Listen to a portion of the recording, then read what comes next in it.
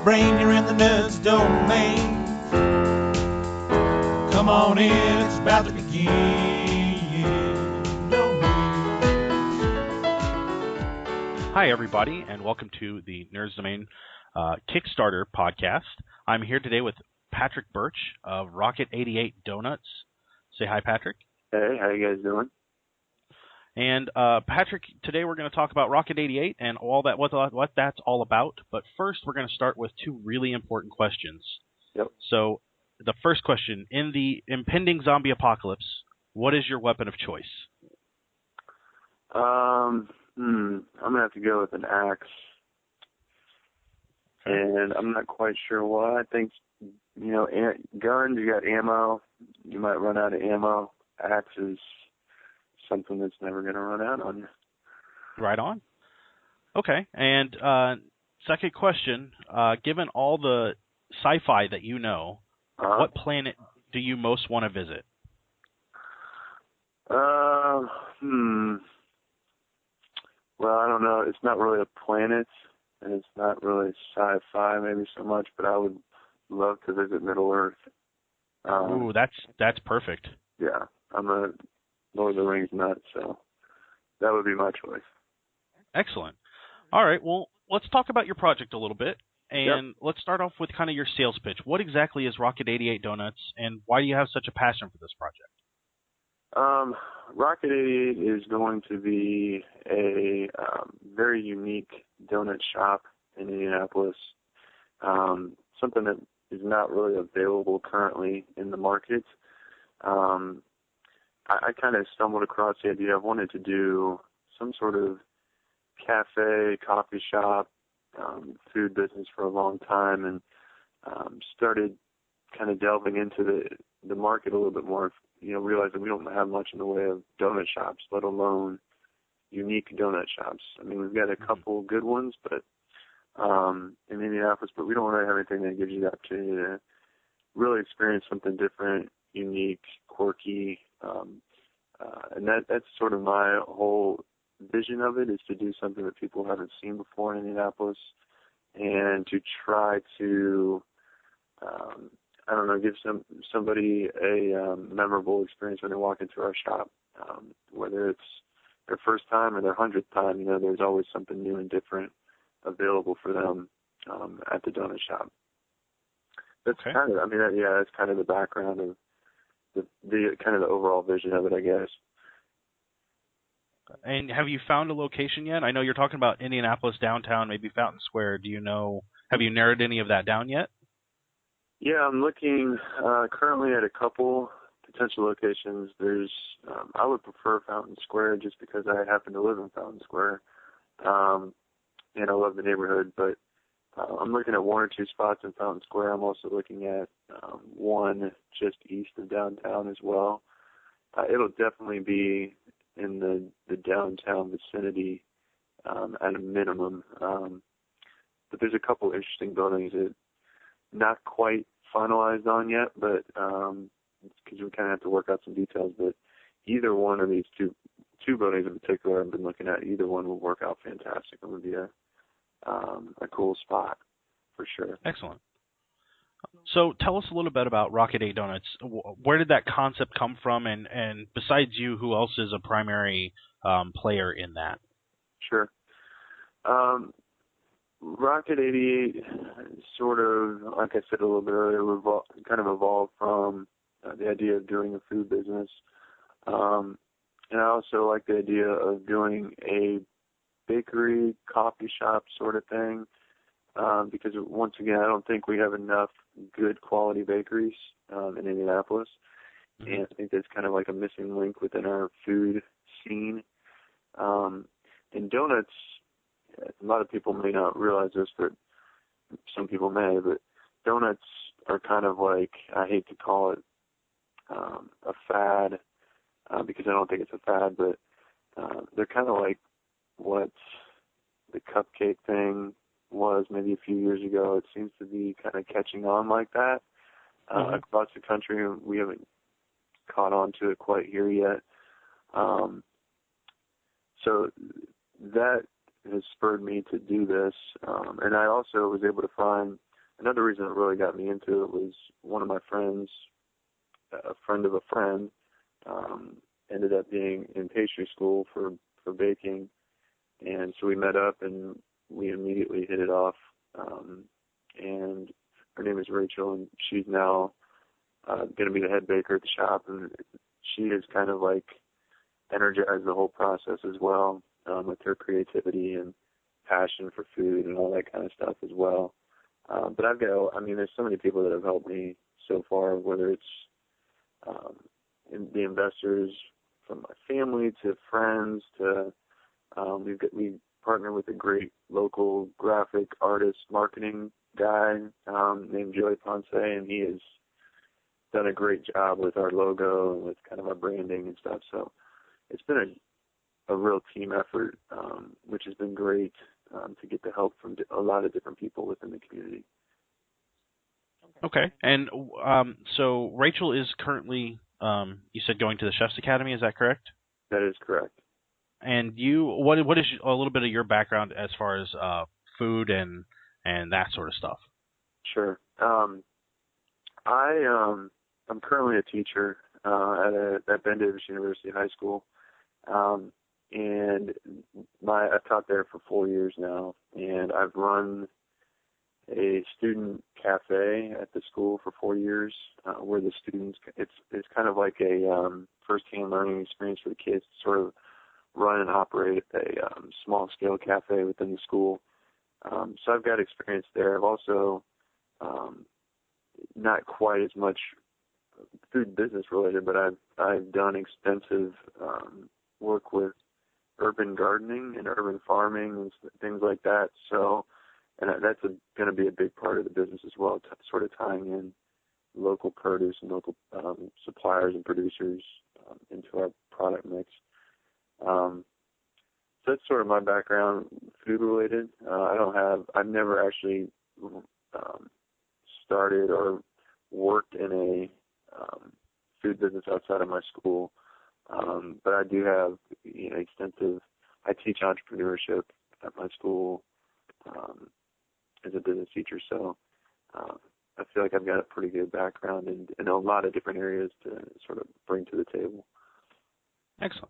Excellent. So it looks like you guys are 12 days in, give or take, and you're about halfway there. You feel like the momentum's going pretty well? Do you feel like you're going to hit your goal pretty easily? I don't want to take anything for granted, but I think it has gone really well so far. I think we're somewhere like 52% pledged at this point, with about 3 weeks to go or so, a little less than 3 weeks. Yeah, I think it's going well. I mean, we've got I've been pleasantly surprised at the number of backers that we got. I think we're up to almost 90 now, which is fantastic. Yeah, just the positive response I've gotten from people, even people that don't have money to donate, or they're spreading the word for us. They're excited about it. That's been even more so than just the funding aspect of Kickstarter. The best part of it for me has been connecting with people and seeing the excitement about, hey, wow, this sounds like a great idea. Can't wait for it to open. All that kind of stuff makes me even more excited to get this started. Excellent. So have you started working on a menu of any kind? What kind of specialty donuts can we expect to see? Sure. We have been sort of testing some stuff. We're trying to get sort of the basic recipes down, and then we can sort of manipulate it from there. But we did a donut tasting. We filmed a video for our Kickstarter, and for part of that, we did a donut tasting with some friends, and we did, just as an example, we did a maple pecan donut, we did a lemon poppy seed donut, we did a ricotta donut. What else did we do? I think those are kind of the standards we had there, but the idea is to do very seasonal, very specialty donuts, so, it would change fairly often. We will probably have some standard donuts, especially if ones become particularly popular, but that'll kind of depend upon what the market and what the customers like. If they happen to fall in love with like a carrot cake donut, maybe that'll just become a standard that's always on the menu. Whereas some other ones will rotate in depending on seasonality. Like, summer we would have berry donuts, blueberry, strawberry, raspberry, all that kind of stuff. And you could transition to more fall flavors, things like apple-based donuts or pumpkin. But we've got endless amounts of ideas. Our idea and thought behind it is that any sort of pastry you can think of, we want to be able to manipulate that into a donut, or any sort of sweet actually.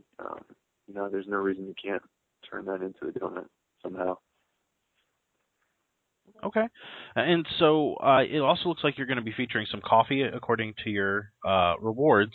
Is this just going to be your standard coffee, or are you going to try and spice that up a little bit too? Coffee will be, one of the things we'll do with coffee will be, we're going to partner with a local roaster, not 100% sure which one yet, but and we'd like to do some special roasts just for the shop. So there's a roaster that just opened in Fountain Square recently that I've already communicated with about possibly doing some specialty roasts for just our shop. It would be fairly standard coffee drinks. I mean, you could get lattes, maybe like a chai latte, stuff like that. But we're not going to go too crazy on the coffee drinks. It'll be fairly standard. That'll be kind of like a secondary product to the donuts for sure. But we do want to also have the feel like a lot of donut shops you walk in and you just kind of grab it and go. We want to have at least you have the option if you want to, feel comfortable like you would in a coffee shop, hanging out, maybe doing work or just hanging out with friends or whatever, drinking coffee and having a donut as well. Excellent. So your timeline looks like sometime in the fall, September, October is when you're hoping to officially open. Yep. But in the summer, it says you're going to try out some local festivals and fairs. Where exactly do you plan? Where exactly are you hoping to set up? We are looking at a lot of options. Even earlier than that, we're going to be actually this Saturday. We're going to be at Calvin Fletcher's in Fountain Square area, doing a donut tasting. Next Friday, and I think we might continue to do this maybe every first Friday, but for first Fridays we're going to be set up at a few spots in Fountain Square to just give away donuts, kind of spread the word. And then in the summer, anything from art festivals, if we can get into a couple art festivals, maybe periodically popping in at some farmers markets as well. We also just got added to a Yelp event on May 2nd, I believe it is. So we're slowly but surely starting to build up those events. We feel like that's a great way to sort of get the name out prior to the fall when we are going to be opening up. So excellent. So plenty of opportunities to check out the donuts and get an idea of what exactly you guys are putting out there. Yeah, definitely. I mean, we want people to taste our donuts and get excited for the donuts, but we also want feedback. We want to get an idea of, hey, we really love this flavor. You really need to do this flavor. Or, yeah, maybe this flavor is one that we don't love as much. Like that'll help us a lot in sort of determining our initial menu as well, to kind of give us some direction in which the customers like. Excellent. So it looks like your pledges or your reward options start at $10, and that gets you a free donut and a bumper sticker. And they go all the way up to $2,000, and that's a whole lot of private donut lessons and donut tastings and seasonal donut named after you. Lots of good stuff there. It looks like you have mugs and shirts and hoodies all available throughout the reward levels. Yep. Yeah, all sorts of stuff. I actually bumped up. If you go on our Kickstarter, you'll see some of the levels I had marked out as sold out. The reason I did that was because I actually improved the rewards, so I just wiped out. And Kickstarter won't let you just delete off a reward level. You have to mark it as sold out. So I did that and kind of improved some of the rewards because I felt like maybe I needed to give a little bit more to our backers. So yeah, I mean, free donuts, free coffee. Yeah, the private donut parties and then being able to design your own donut, I think are some pretty cool opportunities for people at the higher donation levels. But yeah, even the lower level ones. I mean, who wouldn't want? I mean, I would imagine most people would like some free donuts. So, that's something you get at the lower. But yeah, we try to be creative and give people some cool, interesting opportunities, especially for our bigger donors, for sure. Well, and I really like the $200 backer level. That's one free donut and free coffee per week per year. Mm-hmm. And for $200, that's less than $4 for a donut and coffee. And on top of that, you get a bumper sticker and a shirt and a hoodie. So it looks like you have a lot of value in every one of your levels, and you've really kind of tried to make it as accessible as possible. Yeah, I mean, we definitely did. I mean, we trying to, we really appreciate the help of everybody on Kickstarter helping us out. So we wanted to give them something of value that, they will feel like they're getting something in return for their donation and their assistance to our business. So yeah, we tried our best to give them something that, is memorable, that they'll enjoy, that they can get something really out of. So hopefully people feel the same way, which I think they are from the feedback I'm getting from people. They're excited about the rewards and excited about the whole thing in general, which is great. Excellent. So, Patrick, anything else that we missed that you want to hit on?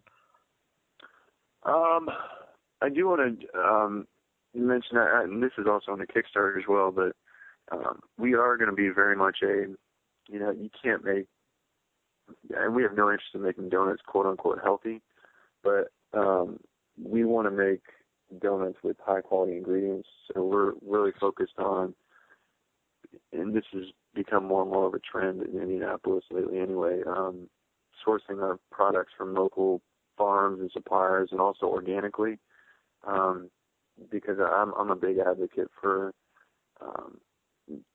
eliminating pesticides and fertilizers from what we eat because it's so bad for your health. I mean, you're still eating a piece of fried dough, which is fantastic. So it's not like you're going to be, losing weight necessarily by coming to our donut shop, but you are hopefully going to at least get a quality product that's not going to have a lot of additional chemicals and preservatives and all that kind of stuff. It's going to be really fresh, natural products that are always changing and always up to date. And that's one of our major goals, to be a sustainable, environmentally responsible company that serves you a great quality product. Excellent. So I want to mention it, make sure everybody, because I try to stress that as much as I can when I talk about the business, because that's something also that not a lot of local food businesses do as much of. Mm-hmm. It also looks like you're going to attempt to provide gluten-free and vegan options. Yeah, that's true. Okay. Yeah, we will be. The vegan ones for sure. Gluten-free, we're still working on some recipes for. It's a little bit more of a challenge to do gluten-free. But vegan, I've been to some great vegan bakeries. So we definitely want to provide, and there's not really an outlet for that for many people here as well. So, giving people with different dietary needs an option to enjoy our products is very important to us. So yeah, we're definitely working hard on trying to develop. Hopefully we'll have at least a few options for our vegan, gluten-free friends at the shop so they don't feel like they're left out when they walk in. Yeah. Excellent. So why don't I have everybody check out the Kickstarter, and you can find that out over at tinyurl.com/donutkick. That's DONUTCICK. And then you can find them on Facebook at facebook.com/rocket88donuts. That's DOUGHNUNTS. Mm-hmm. And at Twitter at R88donuts, DOUGHT, or DOUGHNUNTS. I'm going to put that all up in the show in the show notes, so you'll be able to see all that right there. Patrick, thank you for being on, and we're looking forward to seeing all of your creations coming out, yours and Rachel's. Yeah. So hopefully we'll get to see you out at First Friday sometime soon. Yeah, most definitely. All right. Well, thank you very much, and I think that'll do us tonight on the Nerds Domain Kickstarter podcast. You can always find us on Kickstarter or on Facebook and Twitter, and email us over at our website, and we will talk to you guys real soon.